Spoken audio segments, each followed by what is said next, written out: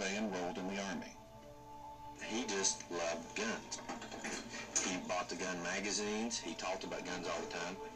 That and survivalism. He had this thing. He didn't know what it was going to be. Catastrophe, famine, natural, or, complete collapse of the government, whatever. But he believed that you had to have the arms to protect yourself. And he honestly believed something was going to happen. McVeigh liked the Army life, and he was a standout in his unit at Fort Riley. You talk to a first sergeant or a CO he had, and they'll tell you they wish they had 200 Tim McVeighs in their company, and their life would be easy. He was a perfect soldier. It was in the Army that he met Terry Nichols, who shared his political views. Terry Lynn Nichols grew up in rural Michigan during the worst farming crisis since the Depression. He and his older brother James saw many neighbors' farms auctioned off to pay the banks.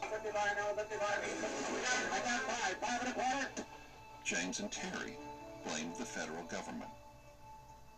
In their Army unit, McVeigh looked up to Nichols. He absorbed his hatred for the government and his anger over gun control laws. The Brady bill passed while we were in, and he had a fit over that. He couldn't believe it. It amazed him. At Fort Riley, McVeigh became obsessed with a book called The Turner Diaries, a novel about a band of so-called patriots who overthrow the U.S. government in order to protect their freedom to own guns. I know he's read it. I've read it.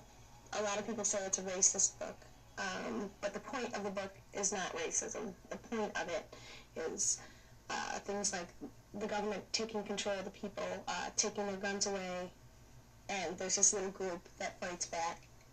The Turner Diaries, page 37. With our original plan, we drive a truck into the main freight entrance of the FBI building and blow it up. We can wreak havoc in all the offices. Several hundred people will be killed. And have you been impressed by it?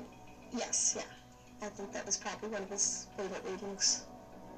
McVeigh served in the First Gulf War as a gunner on a Bradley fighting vehicle and was awarded a Bronze Star.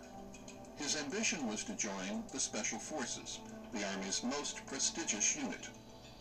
But when he took the grueling test to join up, he didn't pass. He blamed the Army for not giving him time to prepare properly. When he was offered a voluntary discharge, he took it.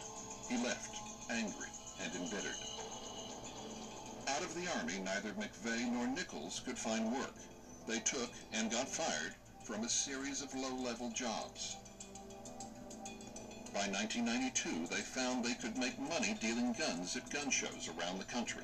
If he got into that type of, militia, survivalist crowd, they were probably pretty impressed that he was a combat infantryman, just got out of the Army, and they probably pumped him up, and he found a sense of leadership that he didn't have anymore. And then came Waco. It would prove the turning point for McVeigh.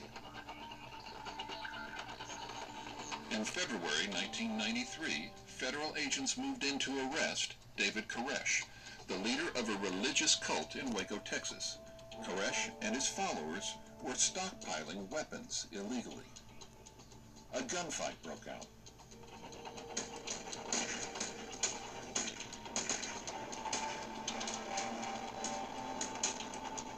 4 agents and 6 of Koresh's followers were killed.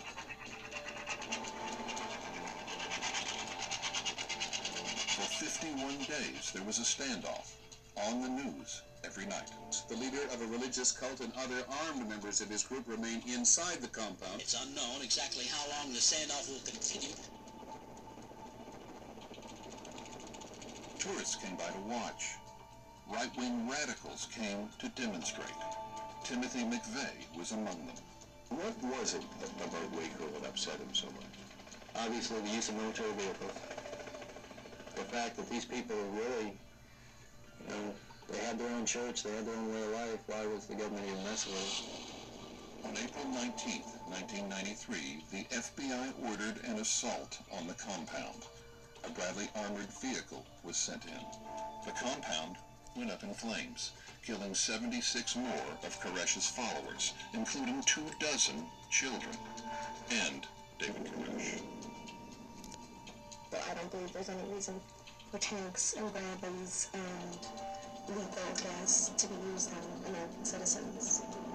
To McVeigh, it was just as the Turner Diaries had predicted. The government had turned on American citizens.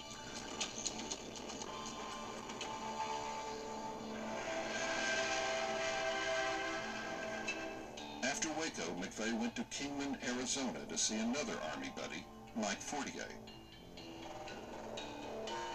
Fortier's next-door neighbor, Jim Rosencrans, spent time with McVeigh. When he came back after Waco had happened, he was pretty pissed off. He was highly pissed off. And as far as he was concerned, the government should have took a fall right then. There, in Arizona, McVeigh begins talking about how he can avenge Waco. His plan comes from the Turner Diaries, a truck bomb at a federal building. He talks with Fortier about possible targets, and finally decides on a building that houses many federal agencies, the Murrah Building in Oklahoma City. Fortier would help McVeigh and Nichols finance the attack by selling stolen guns. In September 1994, McVeigh travels back to Kansas to work with Terry Nichols on collecting material for the bomb. For months, they stockpile small amounts of ammonium nitrate fertilizer from a variety of sources. They steal dynamite, blasting caps, and plastic explosives from rock quarries. The two of them worked hard to cover their tracks. McVeigh liked to use disguises. This was a favorite, and was fond of aliases.